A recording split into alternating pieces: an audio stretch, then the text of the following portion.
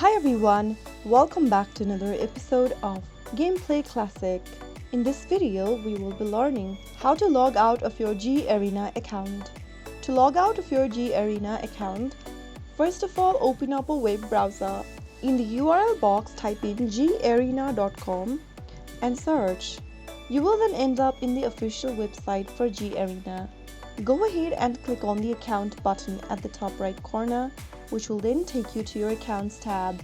To log out of your account, go ahead and click on the logout button at the top right next to your username.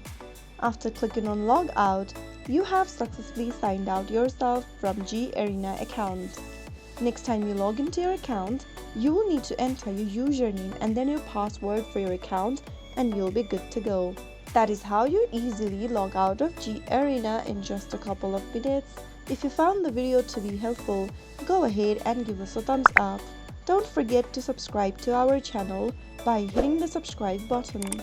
Press on the bell icon so that you'll never miss another upcoming upload from us.